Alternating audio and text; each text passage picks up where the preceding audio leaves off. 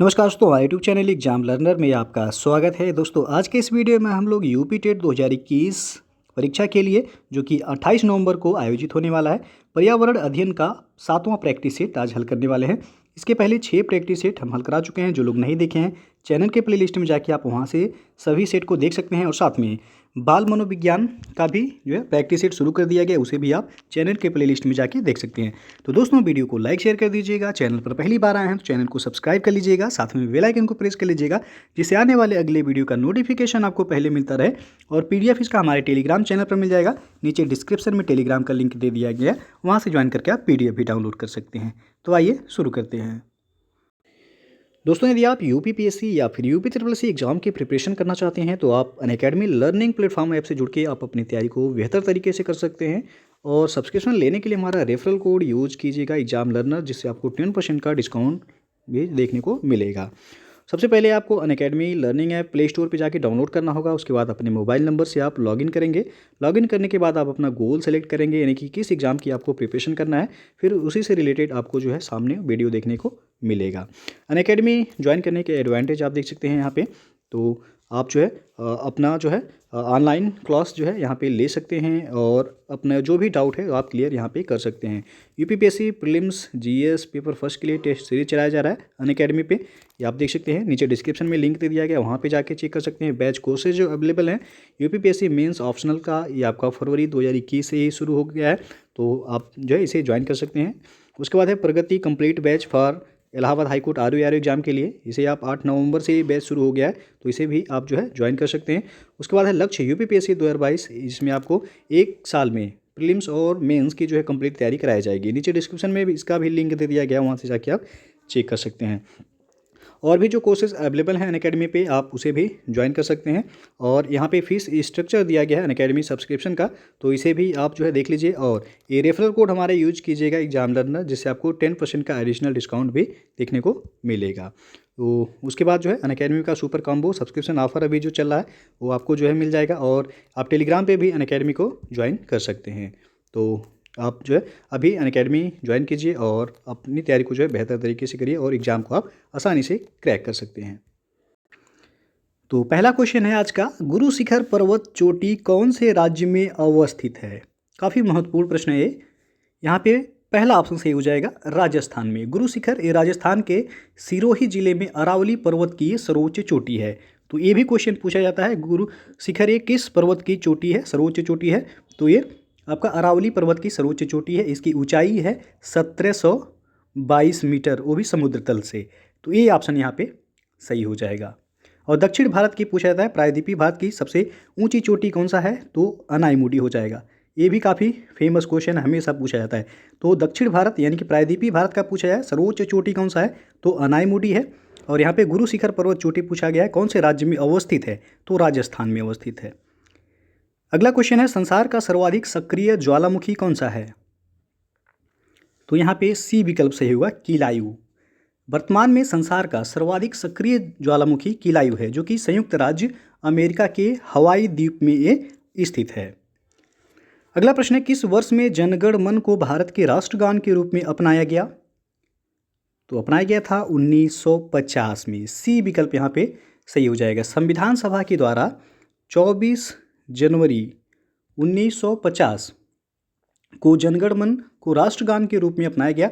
और राष्ट्रगान को गाने का समय लगभग कितना है? तो 52 सेकेंड। और इसके रचयिता कौन है राष्ट्रगान के? तो रविंद्रनाथ टैगोर के द्वारा राष्ट्रगान लिखा गया है। अगला प्रश्न है, संविधान के किस अनुच्छेद के अंतर्गत भारत के राष्ट्रपति को अध्यादेश जारी करने की शक्ति प्रदत्त है, यानी कि प्राप्त है? तो यहाँ पे बी विकल्प सही होगा, अनुच्छेद 123। भारतीय संविधान के अनुच्छेद 123 के अंतर्गत भारत के राष्ट्रपति को अध्यादेश जारी करने की शक्ति प्राप्त है। और इसे संसद के दोनों सदनों यानी कि लोकसभा या राज्यसभा या किसी एक सदन के सत्र में न होने के दौरान जो है जारी किया जा सकता है। और इसका प्रभाव संसद द्वारा निर्मित कानून के समान होता है और राष्ट्रपति किसी भी समय किसी अध्यादेश को वह वापस ले सकता है। तो पूछा गया अध्यादेश जारी करने की शक्ति किस अनुच्छेद के तहत जो है प्राप्त है भारत के राष्ट्रपति को? तो अनुच्छेद 123 सही हो जाएगा। अगला प्रश्न है, किस वर्ष में खाद्य मिलावट निवारण अधिनियम प्रथम बार लागू हुआ था? तो ये लागू हुआ था 1955 में। ये ऑप्शन यहाँ पे सही हो जाएगा। 1 जून 1955 को ये लागू हुआ था। अगला प्रश्न देखते हैं कि भारत के मुख्य निर्वाचन आयुक्त की पदावधि क्या है। तो सी ऑप्शन सही होगा, 6 वर्ष या 65 वर्ष की आयु तक जो भी पहले हो। भारत के मुख्य निर्वाचन आयुक्त की पदावधि 6 वर्ष या 65 वर्ष की आयु तक जो भी पहले हो होती है। सी ऑप्शन सही हो जाएगा यहाँ पे। और कमेंट करके आप बताइएगा कमेंट बॉक्स में कि वर्तमान में भारत के मुख्य निर्वाचन आयुक्त कौन है। अगला प्रश्न है, भारत में पंचायती राज प्रतिनिधित्व करता है। तो यहाँ पे डी विकल्प सही हो जाएगा, इन सभी का। भारत में पंचायती राज की स्थापना ग्रामीण जनता के सर्वांगीण विकास के लिए की गई है और यह शक्तियों के विकेंद्रीकरण, लोगों की भागीदारी एवं सामुदायिक विकास, इन तीनों का प्रतिनिधित्व करता है। तो डी विकल्प सही हो जाएगा, ये सभी। और अगला क्वेश्चन है कि आकाश नीला दिखाई पड़ता है क्योंकि। तो ए ऑप्शन सही हो जाएगा, नीले प्रकाश का प्रकीर्णन सबसे अधिक होता है। आकाश नीला दिखाई पड़ता है क्योंकि नीले प्रकाश का प्रकीर्णन सबसे अधिक होता है, तो इसलिए ए ऑप्शन सही हो जाएगा। अगला प्रश्न है, मरुभूमि के पादप अधिकतर होते हैं। तो यहाँ पे बी ऑप्शन सही हो जाएगा, मांसल। मरुभूमि में पाए जाने वाले पौधे के कुछ भाग जल को संचित रखने के लिए अधिक मांसल तथा स्थूल होते हैं। बी ऑप्शन यहाँ पे सही हो जाएगा। अगला जो प्रश्न है, दूध किस बैक्टीरिया के कारण खराब होता है। काफ़ी महत्वपूर्ण प्रश्न है ये। तो यहाँ पे डी ऑप्शन सही होगा, लैक्टोबैसिलस। दूध ये आपका लैक्टोबैसिलस बैक्टीरिया के कारण खराब या खट्टा होता है। यह एक अति महत्वपूर्ण जीवाणु यानी कि बैक्टीरिया होता है जो कि पाचक नाल में पाया जाता है और ये मिल्क शुगर को लैक्टिक अम्ल में बदल देते हैं, जिसके कारण दूध खट्टा हो जाता है। अगला जो प्रश्न है, बीजों के प्रकीर्णन की सेंसर विधि पाई जाती है। तो पाया जाता है पोस्ते में। बी ऑप्शन यहाँ पे सही हो जाएगा। और अगला प्रश्न है, कड़वाहट के लिए मानव जीभ का संवेदनशील क्षेत्र कौन सा है। तो वह है पीछे का भाग। सी ऑप्शन यहाँ पे सही हो जाएगा। मानव जीभ का अग्र छोर यानी कि अग्र भाग वह मीठे का और पश्च भाग एक कड़वे का और पार्श्व किनारे का भाग जो है खट्टे और अग्र छोर एवं किनारे वह नमकीन स्वाद का अनुभव करते हैं। तो यहाँ पे पूछा गया है कि कड़वाहट के लिए, तो पीछे का भाग सही हो जाएगा, सी ऑप्शन। अगला प्रश्न है, भारत में पर्यावरण संरक्षण अधिनियम पारित हुआ था कब। ये लगभग पूछा जाता है, याद रखिए काफ़ी महत्वपूर्ण है, तो इसे आप याद जरूर कर लीजिएगा। भारत में पर्यावरण संरक्षण अधिनियम कब पारित हुआ था। तो ये 1986 में पारित हुआ था। बी ऑप्शन यहाँ पे सही हो जाएगा। अगला प्रश्न है, एनजीटी का पूर्ण रूप यानी कि पूर्ण नाम बताना है, क्या होगा। तो यहाँ पे ए ऑप्शन सही होगा, national green tribunal. A option यहाँ पे सही हो जाएगा। और इसका गठन कब हुआ था। तो 2010 में एनजीटी का गठन हुआ था। अगला प्रश्न देखते हैं कि प्रथम पोषक स्तर के अंतर्गत आते हैं। तो यहाँ पे डी ऑप्शन सही होगा, हरित पादप। वे सभी पौधे जो कि प्रकाश संश्लेषण के द्वारा भोजन का निर्माण करते हैं वह प्राथमिक पोषक या उत्पादक कहलाते हैं। तो डी ऑप्शन सही हो जाएगा यहाँ पे। नेक्स्ट क्वेश्चन है कि जीवभार का पिरामिड किस पारिस्थितिक तंत्र में उलट जाता है। तो यह तालाब में उलट जाता है। बी ऑप्शन यहाँ पे सही हो जाएगा। पारिस्थितिक तंत्र के विभिन्न स्तरों के प्रति इकाई क्षेत्र में उपस्थित जीवभार के रेखाचित्रीय निरूपण को ही जीवभार का पिरामिड कहते हैं। और स्थलीय पारिस्थितिक तंत्र में जीवभार का पिरामिड वह सीधा होता है, जबकि जलीय पारिस्थितिक तंत्र जैसे कि तालाब हो गया, इसमें जीवभार का पिरामिड उलट जाता है, अर्थात यह उल्टा होता है। तो बी ऑप्शन सही हो जाएगा यहाँ पे। अगला जो प्रश्न है, संयुक्त राष्ट्र संघ ने निम्न में से किसे 2011 से 20 के लिए दशक निर्दिष्ट किया है। तो यह है जैव विविधता दशक। बी ऑप्शन यहाँ पे सही हो जाएगा। संयुक्त राष्ट्र संघ ने दिसंबर 2010 में प्रस्ताव के माध्यम से 2011 से 2020 को जैव विविधता दशक घोषित किया गया था। और संयुक्त राष्ट्र संघ का स्थापना पूछा जाता है कब हुआ था। तो 24 अक्टूबर 1945 को संयुक्त राष्ट्र संघ की स्थापना हुई थी। इसलिए आपको पता होगा 24 अक्टूबर को प्रत्येक वर्ष संयुक्त राष्ट्र दिवस भी मनाया जाता है। तो ये भी आप याद रखिएगा। अगला प्रश्न है, कार्टाजोना प्रोटोकॉल का संबंध है। तो यहाँ पे ए ऑप्शन सही हो जाएगा, जैव सुरक्षा समझौते से। कार्टाजोना प्रोटोकॉल एक अंतर्राष्ट्रीय संधि है जिसका संबंध जैव सुरक्षा समझौते से है। और इसे 29 जनवरी 2000 को स्वीकार किया गया और 11 सितंबर 2003 से यह लागू हुआ। और भारत ने 23 जनवरी 2003 को जैव सुरक्षा पर कार्टाजोना प्रोटोकॉल की पुष्टि भी की। तो यहाँ पे ये ऑप्शन सही हो जाएगा। संबंध पूछा गया है, जैव सुरक्षा समझौते से संबंध है इसका। अगला प्रश्न है, निम्नलिखित में से किस महाद्वीप में उष्णकटिबंधीय पर्णपाती वनों का विस्तार अधिक है? तो यह है एशिया में। बी विकल्प यहाँ पे सही हो जाएगा। और उष्णकटिबंधीय पर्णपाती वनों को मानसूनी वन भी कहते हैं। और यह साधारणतया देखा जाए तो भारत हो गया, म्यांमार, थाईलैंड तथा दक्षिण पूर्वी एशिया के अन्य भागों में पाए जाते हैं। इन वनों में उगने वाले वृक्ष व चौड़ी पत्ती वाले पर्णपाती यानी कि वर्ष में एक बार वह पत्तियां गिराते हैं अपना, वह पर्णपाती वन कहलाते हैं। तो यहाँ पे पूछा गया है कि किस महाद्वीप में उष्णकटिबंधीय पर्णपाती वनों का विस्तार अधिक है? तो है एशिया महाद्वीप। अगला क्वेश्चन है कि राष्ट्रीय कृषि वानिकी अनुसंधान केंद्र स्थित है? तो यह झांसी में है। बी विकल्प यहाँ पे सही हो जाएगा। और इसकी स्थापना कब हुई थी? तो 1988 में जो है भारतीय कृषि अनुसंधान परिषद, इसे अंग्रेजी में कहते हैं ICAR, की एक इकाई के रूप में इसकी स्थापना हुई थी। और यह केंद्र उत्तर प्रदेश के झांसी जिले में है। तो यहाँ पे बी ऑप्शन सही हो जाएगा। अगला प्रश्न है, अभयारण्य यानी कि सेंचुरी राइनो के लिए जाना जाता है? तो यह है काजीरंगा। ये ऑप्शन यहाँ पे सही हो जाएगा। एक सींग वाले गैंडे या राइनो के लिए काजीरंगा अभयारण्य जो है प्रसिद्ध है। और गिर हो गया, ये आपका गुजरात में है, एशियाई शेर के लिए प्रसिद्ध है। रणथंभौर ये आपका बाघ के लिए जाना जाता है। कार्बेट भी, जिम कार्बेट, ये भी बाघ के लिए जाना जाता है। तो यहाँ पे ये ऑप्शन सही हो जाएगा। अगला क्वेश्चन है, निम्नलिखित में से कौन सा एक ऊर्जा का नवीकरणीय स्रोत है? तो यहाँ पे डी विकल्प सही होगा, सौर ऊर्जा।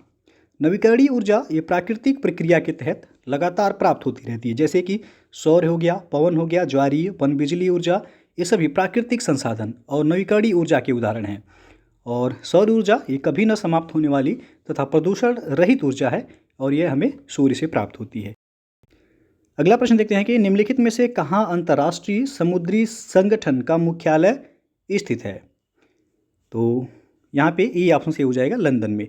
वर्ष 1948 में जिनेवा के एक अंतर्राष्ट्रीय सम्मेलन में अंतर्राष्ट्रीय समुद्री संगठन का औपचारिक रूप से गठन किया गया, जिसका उस समय वास्तविक नाम था अंतर सरकारी समुद्री सलाहकार संगठन। और लेकिन जो है वर्ष 1982 में इस संगठन का नाम बदलकर अंतर्राष्ट्रीय समुद्री संगठन कर दिया गया, यानी कि IMO, इंटरनेशनल मैरीटाइम ऑर्गेनाइजेशन कर दिया गया। तो यहाँ पे ए ऑप्शन सही हो जाएगा। मुख्यालय पूछा गया लंदन में है। अगला क्वेश्चन है, विश्व जल दिवस मनाया जाता है? तो ये 22 मार्च को मनाया जाता है। बी ऑप्शन यहाँ पे सही हो जाएगा। विश्व जल दिवस ये 22 मार्च को मनाया जाता है। और वर्ष 1992 में रियो डी जेनेरियो में आयोजित संयुक्त राष्ट्र पर्यावरण व विकास सम्मेलन की बैठक में स्वच्छ जल हेतु एक अंतर्राष्ट्रीय दिवस मनाने का निर्णय लिया गया। और इसी तत्वावधान में 22 मार्च 1993 को पहला विश्व जल दिवस मनाया गया। और वर्ष 2021 में इस दिवस का मुख्य विषय यानी कि थीम क्या था? तो वैल्यूइंग वाटर इसका थीम रहा है। तो याद रखिएगा 22 मार्च को विश्व जल दिवस मनाया जाता है। पृथ्वी दिवस कब मनाया जाता है? तो यह 22 अप्रैल को पृथ्वी दिवस के रूप में मनाया जाता है। 5 जून आपको पता होगा पर्यावरण दिवस के रूप में मनाया जाता है। अगला प्रश्न है, मानव मस्तिष्क के बारे में सही कथन है? तो इसमें सी ऑप्शन सही हो जाएगा। ए और बी दोनों सही है। मानव मस्तिष्क ये शरीर के संतुलन के लिए तथा हृदय गति को नियंत्रित रखने के लिए उत्तरदायी है, इसलिए सी ऑप्शन सही हो जाएगा। ए और बी दोनों सही है। अगला प्रश्न है, राष्ट्रीय उपभोक्ता दिवस कब मनाया जाता है? तो ये मनाया जाता है 24 दिसंबर को। ए ऑप्शन सही हो जाएगा यहाँ पे। अगला प्रश्न है, किसे भारतीय सॉफ्टबॉल महासंघ की पहली महिला अध्यक्ष चुना गया है? तो इनका नाम है नीतल नारंग। सी विकल्प यहाँ पे सही हो जाएगा। और अगला प्रश्न है, सार्वजनिक क्षेत्र के किस उपक्रम को कॉर्पोरेट सामाजिक उत्तरदायित्व के क्षेत्र में प्रतिष्ठित CII-ITC सस्टेनेबिलिटी पुरस्कार 2020 दिया गया है? तो ये दिया गया है NTPC लिमिटेड को। बी ऑप्शन यहाँ पे सही हो जाएगा। दिसंबर 2020 में देश की सबसे बड़ी विद्युत उत्पादक कंपनी है NTPC लिमिटेड को कॉर्पोरेट सामाजिक उत्तरदायित्व यानी कि CSR के क्षेत्र में CIIITC सस्टेनेबिलिटी पुरस्कार 2020 दिया गया है और NTPC लिमिटेड को कॉरपोरेट उत्कृष्टता श्रेणी में उल्लेखनीय उपलब्धि के लिए सम्मानित किया गया है। तो बी ऑप्शन यहाँ पे सही हो जाएगा, NTPC लिमिटेड को। अगला प्रश्न है, 21 दिसंबर 2020 को भारत जापान के मध्य छठा संवाद सम्मेलन आयोजित हुआ। दोनों देशों के मध्य संवाद सम्मेलन की शुरुआत किस वर्ष हुई थी? तो ये हुआ था 2015 पे। बी ऑप्शन यहाँ पे सही हो जाएगा। और अंतिम क्वेश्चन है कि 1 जनवरी 2021 को किसने भारतीय इस्पात प्राधिकरण लिमिटेड यानी कि सेल के नए अध्यक्ष के रूप में पदभार ग्रहण किया है? तो इनका नाम है सोमा मंडल। बी ऑप्शन यहाँ पे सही हो जाएगा। 1 जनवरी 2021 को सोमा मंडल ने भारतीय इस्पात प्राधिकरण लिमिटेड यानी कि सेल की नई अध्यक्ष के रूप में पदभार ग्रहण किया है और वह इस पद पर पहुंचने वाली पहली महिला हैं। तो बी विकल्प यहाँ पे सही हो जाएगा। तो दोस्तों ये था आपका पर्यावरण अध्ययन का 7वां प्रैक्टिस सेट। इसके पहले 6 प्रैक्टिस सेट अपलोड कर दिए गए हैं, तो जो लोग नहीं देखे हैं चैनल के प्लेलिस्ट में जाके आप वहां से देख सकते हैं। वीडियो अच्छा लगा हो तो लाइक शेयर कर दीजिएगा। चैनल को सब्सक्राइब नहीं किए हैं तो चैनल को सब्सक्राइब कर लीजिएगा, साथ में बेल आइकन को प्रेस कर लीजिएगा जिससे आने वाले अगले वीडियो का नोटिफिकेशन आपको पहले मिलता रहे। और PDF आपको हमारे टेलीग्राम चैनल पर मिल जाएगा, नीचे डिस्क्रिप्शन में उसका लिंक दे दिया गया है, वहाँ से ज्वाइन करके आप PDF भी डाउनलोड कर सकते हैं। तो वीडियो को पूरा देखने के लिए बहुत बहुत धन्यवाद। दोस्तों अनअकैडमी पर जो है विजय भव मेंस आंसर राइटिंग का जो है कोर्स शुरू कर दिया गया है और ये GS पेपर फर्स्ट के लिए, और ये 10 नवंबर से बैच शुरू हो रहा है। तो जो लोग ज्वाइन करना चाहते हैं आप जुड़ सकते हैं, नीचे डिस्क्रिप्शन में इसका लिंक दे दिया गया, वहाँ से जाके चेक कर सकते हैं, या फिर आप अनअकैडमी का लर्निंग ऐप इंस्टॉल करके आप इस बैच से जुड़ सकते हैं।